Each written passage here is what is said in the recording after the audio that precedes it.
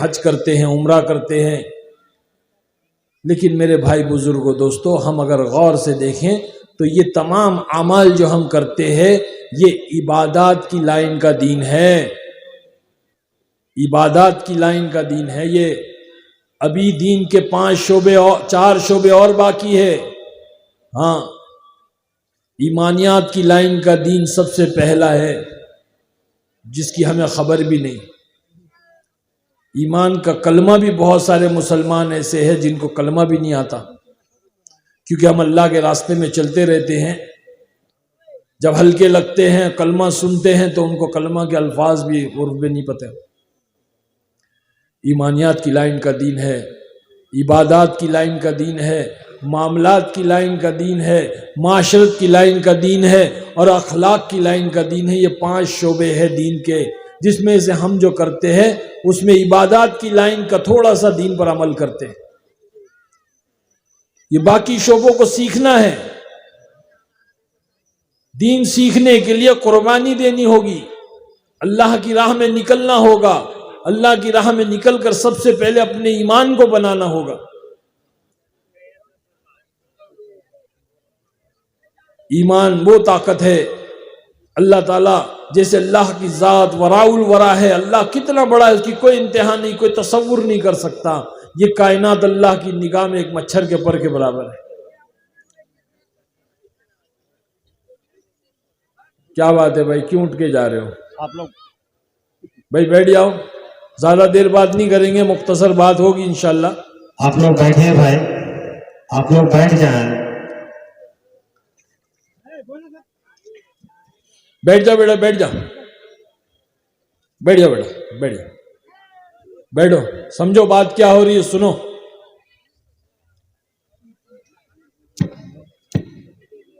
ایمان جیسے اللہ کی ذات ہے ویسے ایمان ہے۔ بڑے بتلاتے ہیں کہ ایک ایمان والا اپنی پیدائش سے لے کر موت تک اس ایمان کو بنانے کی محنت کرے گا، تب بھی اس کے کامل اور اکمل درجے تک نہیں پہنچ سکتا۔ اور یہ بتلاتے ہیں کہ اس ایمان کے اندر ٹھہراؤ نہیں ہے، جس کے پاس جتنا ایمان ہے اتنا ہی رہے گا، بلکہ یہ جو ہے گھٹتا بھی ہے اور بڑھتا بھی ہے۔ محنت ہوتی ہے تو بڑھتا ہے، اور محنت چھوٹتی ہے تو گھٹتا ہے۔ بڑھتا ہوا ایمان رحمان کے قریب کرتا ہے، اور گھٹتا ہوا ایمان شیطان کے قریب کرتا ہے۔ ہم پہلے فلمی دنیا میں تھے، آپ حضرات کو پتا ہوگا، بہت ساری فلمیں آپ نے دیکھی بھی ہوگی، 14-15 فلموں میں کام کیا میں نے، ٹی وی سیریلز میں کام کیے ہیں۔ 90s کے دور میں میں نے جو ہے 8-10 سال جو ہے اس فلمی دنیا کے اندر میں رہا، تو وہ ماحول اور وہ برائی کا ماحول، بے دینی کا ماحول، اللہ کی ناراضگی والا ماحول، وہاں تو ایمان کا کوئی تذکرہ بھی نہیں تھا۔ ہم کو تو پتہ بھی نہیں تھا کہ ایمان کس چڑیا کا نام ہے، ایمان کا کلمہ کیا ہے۔ اللہ پاک نے لیکن رحم کا، کرم کا، فضل کا معاملہ کیا کہ اللہ نے اپنی رحمت کی نگاہ ڈالی، اور اللہ نے رحمت کی رسی ڈال کر کے اس دنیا سے نکالا۔ ہمارا کوئی کمال نہیں۔ ایک جماعت آئی، اس جماعت کو پتہ چلا کہ بھائی اس محلے کے اندر، اس علاقے کے اندر ایک مسلمان رہتا ہے جو فلموں میں کام کرتا ہے، لیکن جماعت والوں سے ملاقات نہیں کرتا، کیونکہ ہمارے ذہن میں یہ تھا کہ یہ جماعت وغیرہ یہ سب جو ہے نا لے جا کر کے ملا مولوی بنا دیتے، ملا مولوی بنا دیتے، تو جماعت سے ملتے نہیں تھے ہم۔ لیکن اس جماعت کے اندر ایک جو امیر صاحب تھے، بہت پرانے بزرگ تھے، اللہ والے تھے، انہوں نے کہا کہ ٹھیک ہے، یہ کب جاتے ہیں اپنے کام پر، شوٹنگ پر کب جاتے ہیں؟ تو کہا کہ صبح 7 بجے نکلتے ہیں۔ تو وہ آ کر کے میری گاڑی کے پاس ٹھہر گئے، میری گاڑی کے پاس رک گئے، میرا انتظار کرنے لگے۔ میں جب وہاں پہنچا میں نے دیکھا کہ ایک سفید بزرگ، سفید داڑھی، چہرہ مورا لباس، اور تھوڑا میلا کچیلا ہو جاتا ہے اللہ کے راستے میں کپڑا، تو میں نے سوچا کوئی فقیر ہے۔ تو پیسہ دینے کے لیے میں نے جیسے اپنے جیب میں ہاتھ ڈالا تو کہنے لگے نا نا نا، سلام کیا، میں نے جواب دیا، کہنے لگے ایک سوال کرنا ہے۔ میں نے کہا پوچھیے کیا ہے؟ کہنے لگے کہ مرنا ہے کہ نہیں مرنا ہے؟ ارے توبہ، میں نے بولا اتنا صبح صبح کون آدمی ہے مرنے کی بات کر رہا ہے؟ صبح صبح کوئی آدمی مرنے کی بات کرے، مرنا ہے کہ نہیں مرنا؟ بڑا غصہ ہے۔ میں نے کہا پہلے آپ کو مرنا ہے، بعد میں مجھے مرنا ہے۔ تو مسکرانے لگے، کہا ہاں اچھا یہ بتاؤ قبر کے اندر گاڑی جائے گی کہ داڑھی جائے گی؟ کیا پوچھے؟ قبر میں گاڑی جائے گی کہ داڑھی جائے گی؟ تو غصہ تو آیا ہوا تھا۔ میں نے غصے میں، آپ کا دماغ خراب ہو گیا ہے، قبر کے اندر گاڑی کیسے جائے گی؟ قبر کے اندر تو داڑھی جائے گی۔ تو کہنے لگے ہاں قبر کے اندر گاڑی نہیں جائے گی، قبر کے اندر تو داڑھی جائے گی۔ تو گاڑی والی زندگی کے پیچھے وقت کیوں ضائع کرتے ہو؟ داڑھی والی زندگی کیوں نہیں اختیار کرتے؟ داڑھی والی زندگی تو جناب رسول اللہ صلی اللہ علیہ وسلم کی زندگی۔ بس یہ بات کہی اور وہ بات دل پہ لگی، دل سے نکلی ہوئی بات دل پہ لگی۔ کہتے نا دل سے نکلے جو آہ اثر رکھتی ہے، پر نہیں طاقت پرواز مگر رکھتی ہے۔ اللہ والوں کی بات تھی، لگ گئی۔ وہ کہہ کر کے سلام کر کے چلے گئے۔ میں سارا راستہ سوچتا رہا یہ کیا؟ اللہ تعالیٰ کو کسی کو ہدایت دینا ہے نا تو اللہ ایسے ہدایت دیتا ہے۔ ہاں، ایک بہت بڑے اللہ والے گزرے، ابراہیم بن ادھم۔ یہ بہت بڑے بادشاہ تھے، عادل بادشاہ تھے، ابراہیم بن ادھم نام تھا ان کا۔ ایک دفعہ اپنے محل کی وراندے میں جو ہے ٹہل رہے تھے، گیلری میں وراندے میں ٹہل رہے تھے، تو نیچے سے فقیر نے پوچھا ابراہیم تیرے اس سرائے کی کیا قیمت ہے؟ سرائے مطلب لاج، ہوٹل۔ تو فقیر نے جب یہ پوچھا تو ابراہیم بن ادھم بادشاہ ہے، بڑا غصہ آیا، کہنے لگے بیوقوف تجھے میرا محل سرایہ نظر آتا ہے؟ تجھے میرا محل سرایہ نظر آتا ہے؟ تو کہنے لگے ہاں سرایہ نہیں تو اور کیا ہے، یہاں تجھ سے پہلے کون رہتا تھا؟ تو کہلے میرے ابا، اور ان سے پہلے؟ بولے میرے دادا، اور ان سے پہلے؟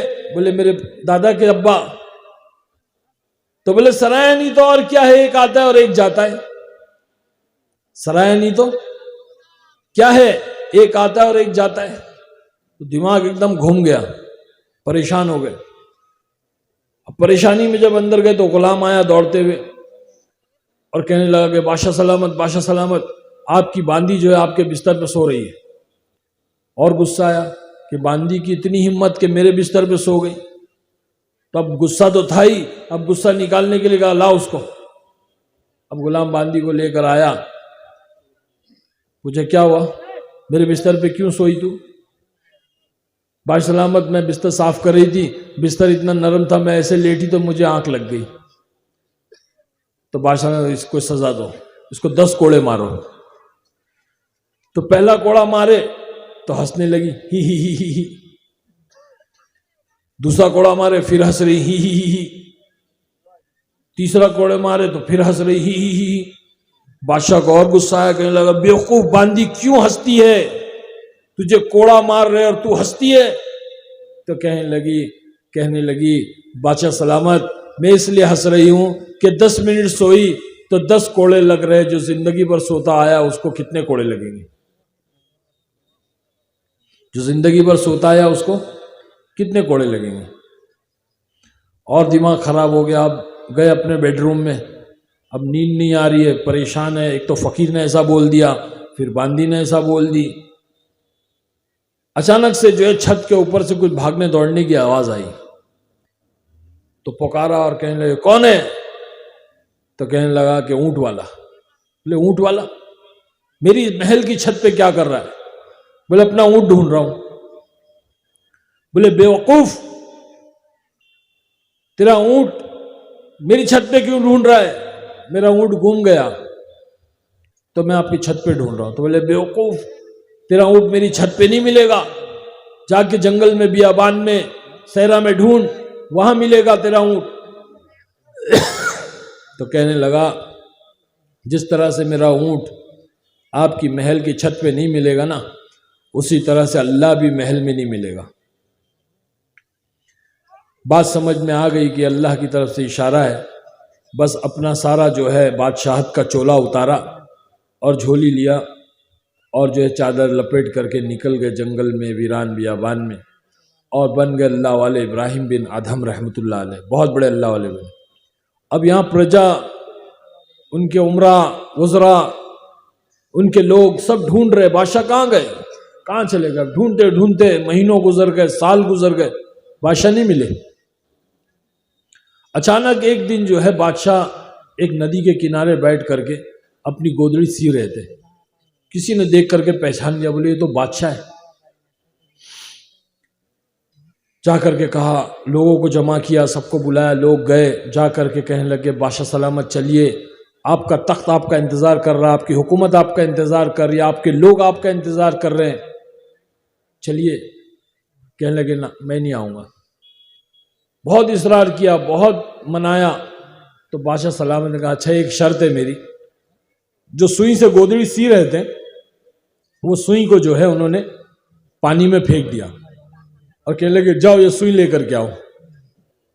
اب لوگ جو ہے اندر اترے، بڑے بڑے سیومر اور بڑے بڑے جو ہے غوطہ خور اندر گئے، سوئی کہاں ملتی، تھک گئے، واپس آئے۔ بادشاہ سلامت چھوڑ دیجئے اس بات کو، آپ چلیے، ہم آپ کے لیے بہت ساری سوئی لا دیں گے۔ کہا کہ نہ۔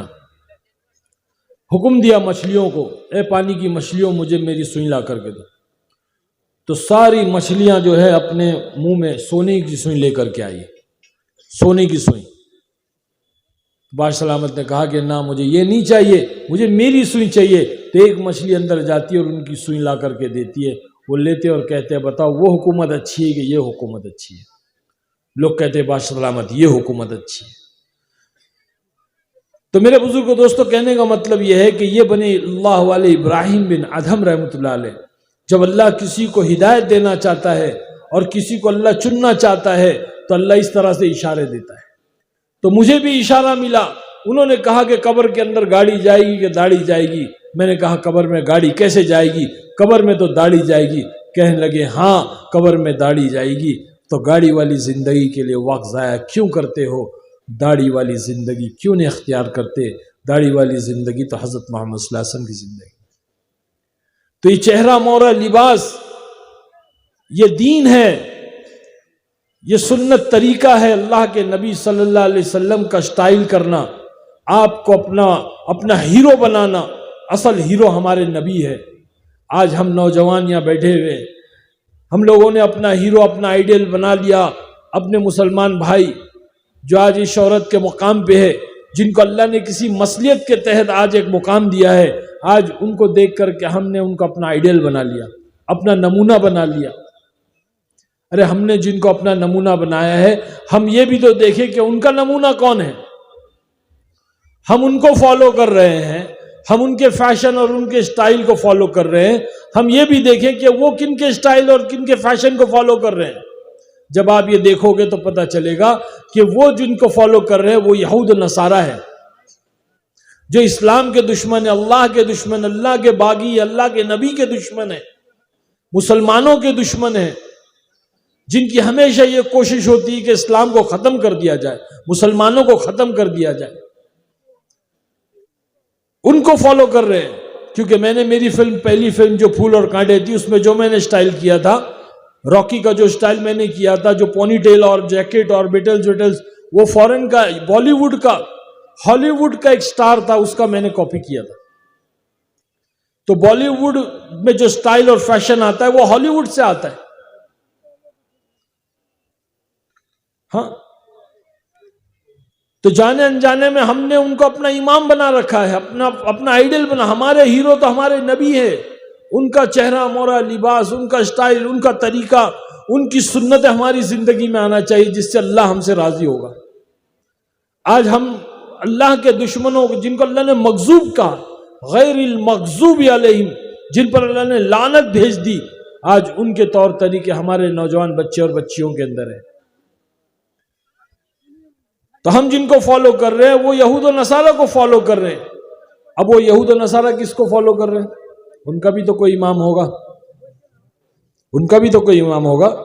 تو جب ہم دیکھیں گے ان کا امام کون ہے، وہ کس کو فالو کر رہے ہیں، تو پتہ چلے گا کہ وہ کتے کو فالو کر رہے ہیں۔ کتا آگے آگے چلتا ہے، انگریز پیچھے پیچھے چلتا ہے۔ یہ انگریز سمجھتا ہے کہ میں کتے کا مالک ہوں، اور کتا سمجھتا ہے کہ یہ میرا نوکر ہے، میرے پیچھے پیچھے آ رہا ہے۔ کون مالک ہے کون نوکر ہے پتہ نہیں۔ اس کو پیشاب پیخانہ آتا ہے تو یہ انگریز لے کر جاتا ہے اس کو پیشاب پیخانہ کرانے کے لیے۔ تو جو کتے کو فالو کر رہے ہیں ہم ان کو فالو کر رہے ہیں، ان کے طریقے، ان کے فیشن، ان کے سٹائل کو ہم اپنا رہے ہیں۔ جو خود اپنے فیشن اور اپنے سٹائل سے مطمئن نہیں ہے، کبھی بیل بٹم پہ آ جاتے تو کبھی بیگی پہ آ جاتے، کبھی چست پہ آ جاتے، کبھی ہاف چڈی میں آ جاتے تو کبھی کس میں آ جاتے، کبھی تو ننگے ہو جاتے۔ وہ مطمئن ہی نہیں اپنے طریقے سے۔ ہمارے نبی نے ہم کو مطمئن کیا، ایک ہی طریقہ، 1400 سال 1500 سال سے ایک ہی طریقہ، پہرن، تہمن، داڑھی، ٹوپی، امامہ، ایک ہی طریقہ، 1500 سال سے۔ ہمارے ممبئی کے اندر ایک نوجوان اللہ کے راستے میں نکلا، بہت مالدار تھا، بہت مالدار، روزانہ نئے نئے ڈریس، نئے نئے جو ہے لیٹسٹ موبائل، اور جو ہے نئے نئے پرفیوم، نئی نئی گھڑیاں، جوتے نئے، روزانہ اس کا کچھ نہ کچھ ایسا رہتا تھا، بہت مالدار تھا، خوبصورت۔ اللہ والوں کی نظر پڑی کہ اتنا خوبصورت مسلمان بچہ ہے، یہ کون سے فیشن میں پڑا ہوا ہے۔ محنت کی، ملاقات کی، بات کی، تشکیل ہو گئی، 4 مہینے لے کر گئے۔ 4 مہینے کے اندر اللہ نے ایسے جو ہے بدلاؤ کیا، ایسا چہرہ مورا لباس بدلا، ہاں، چہرے پہ داڑھی آ گئی، سر پہ عمامہ آ گیا، جھبا بالکل بدل گیا۔ کیوں بدلا؟ کیونکہ ایمان بڑا، اور ایمان آدمی کو جو ہے وہ دین پر لاتا ہے، ایمان نبی کے طریقے پر لاتا ہے، ایمان جو ہے آخرت کی فکریں پیدا کرتا ہے، یہ ایمان۔ تو اتنا بدلاؤ آیا کہ جب بدل کر 4 مہینے لگا کر مکمل کر کے جب اپنے گھر میں آیا تو جیسی گھر میں داخل ہوا تو اس کی دادی جو تھی، پرانے زمانے کی فیشنیبل میم صاحب جس کو کہتے ہیں، مالدار عورت، بڑھاپے میں بھی لالی پاؤڈر نہیں چھوڑتی ہے، وہ بیٹھی ہوئی تھی۔ اس نے دیکھا کوئی مولوی صاحب اندر آ رہا ہے، تو دیکھی کون ہے یہ مولوی صاحب اندر آ رہا ہے۔ جب نزدیک آیا تو دیکھے تو پوتا ہے میرا۔ دیکھ کر کے ایک دم ناراض ہو گئی، ایک دم کھول گئی، ارے یہ کیا حلیہ بنا لیا، یہ کس کا حلیہ اختیار کر لیا؟ ارے میں تو تیری شادی کے انتظار میں بیٹھی ہوں، تجھے لڑکی کون دے گا؟ کون کہہ رہی ہے بھائی؟ ارے بولو نا۔ دادی نہیں، مسلمان دادی کہہ رہی ہے، مسلمان عورت کہہ رہی ہے کہ یہ کس کا حلیہ اختیار کر لیا، یہ کس کا طریقہ اختیار کر لیا؟ میں تو تیری شادی کے انتظار میں زندہ ہوں، تجھے لڑکی کون دے گا؟ اس حلیے میں تجھے لڑکی کون دے گا؟ مسلمان دادی کہہ رہی ہے پوتے سے۔ اللہ پاک نے اس پوتے کے دل و دماغ میں عجیب بات ڈالی، کہنے لگا، دادی ماں جن کا حلیہ میں نے اختیار کیا ہے نا، اللہ نے ان کو 11 بیویاں دیا تھا، تو کیا مجھے ایک نہیں دے گا؟ کیا بولا؟ جن کا حلیہ میں نے اختیار کیا، اللہ نے ان کو 11 بیویاں دیا تھا، تو کیا مجھے ایک نہیں دے گا؟ میرے بھائی بزرگوں، دوستو، ہمارا یہ یقین بنے، ایسا ہمارا یقین بنے کہ ہم اللہ کے نبی صلی اللہ علیہ وسلم کے طریقے پر اپنی زندگی کو لائیں گے، اللہ ہم کو دنیا میں بھی کامیاب کرے گا، آخرت میں بھی کامیاب کرے گا۔ اسی کے لیے ساری محنتیں ہیں، اسی کے لیے جان مال وقت لگانا ہے کہ اللہ کے راستے میں نکل کر کے ایمان بنائیں۔ ایمان بنے گا، دین زندگی میں آئے گا، دین زندگی میں آئے گا، اللہ دنیا میں بھی کامیاب کرے گا، آخرت میں بھی کامیاب کرے گا۔ سب نیت کرتے ہیں انشاءاللہ، اللہ کے راستے میں نکلیں گے سب انشاءاللہ، دین سیکھیں گے۔ بھائی دیکھو، یہ جو مدارس ہے نا، یہ دین سکھانے کی جگہ ہے، یہاں دین سکھایا جاتا ہے۔ بچپن سے بچوں کو جو ہے قرآن سکھایا جاتا ہے، اس کا معنی بتلایا جاتا ہے، ان کو حافظ بنایا جاتا ہے، ان کو عالم بنایا جاتا ہے، ان کو مفتی بنایا جاتا ہے۔ یہ بہت بڑی چیز ہے، یہ اللہ کا بہت بڑا فضل اور کرم ہے کہ اللہ نے ہمارے ہندوستان کے اندر ان چیزوں کو ایک بڑی تعداد میں اللہ نے ہم کو دیا ہے۔ ہندوستان کے اندر بڑے بڑے مدارس ہے، مکاتب ہے، اللہ سلامت رکھے علماء اکرام کو۔ یہ انبیاء کے وارث ہے جو اتنی قربانی دے کر کے ہمارے بچوں کو دین سکھا رہے ہیں، اور انہی کی وجہ سے آج دین کی ایک شکل اس دنیا میں باقی ہے. یہ مدارسوں کی وجہ سے دین کی اسلام کی ایک شکل دنیا کے اندر باقی ہے. ہاں ورنہ ہم نے تو کچھ کہیں نہیں چھوڑا کہ بھائی دین اسلام ختم ہو جائے. ہمارے ہاتھوں سے اپنے پیروں پہ ہم کلاڑی مار رہے ہیں. تو ان کا تعاون کریں. ان کا تعاون کرنا بھی اللہ کے دین کا تعاون کرنا ہے. ہاں اللہ کے دین کا کام ہے یہ کہ ان کا تعاون کریں، ان کی مدد کریں ہر لائن سے، اپنے جان سے، اپنے مال سے. ہمارے پاس وقت نہیں ہے، ہم اپنے کاروبار میں، اپنی کھیت میں، اپنی تجارتوں میں لگے ہوئے. ہم کیا کر سکتے؟ کم سے کم اپنا مال لگائیں تاکہ اس مال سے بچے کھائیں پیئیں، ان کی سہولتیں، ان کی ضرورتیں پوری ہو اور ان کو آسانیاں ہو. یہ اساتذہ، یہ جو استاد، یہ محنت کرنے والے، یہ سارے جو ہے ان کے لیے بھی ایک کوئی راستہ بنے تاکہ ان کا بھی جو ہے گھر ہے، ان کی فیملی ہے، ان کی ضرورتیں ہیں. یہ تمام چیزیں ہمارے اللہ نے ہم کو دیا، ذمہ دار بنایا ہے. تو نیتیں کریں کہ انشاءاللہ ہم پورا تعاون کریں گے سب انشاءاللہ. ذرا زور سے بولو بھائی انشاءاللہ. انشاءاللہ میں بھی کنجوسی مت کرو، ٹھیک ہے؟ میری طبیعت نہیں ٹھیک ہے، کھانسی آ رہی، گلے میں بھی خراش ہو گئی. میں اور بات کرنا چاہتا ہوں لیکن نہیں ہو پا رہا ہے، میرا دماغ نہیں چل رہا ہے. اس لیے میں آپ لوگوں سے معذرت چاہتا ہوں اور انشاءاللہ تعالی اللہ نے چاہا تو زندگی رہی تو پھر ملاقات ہوگی.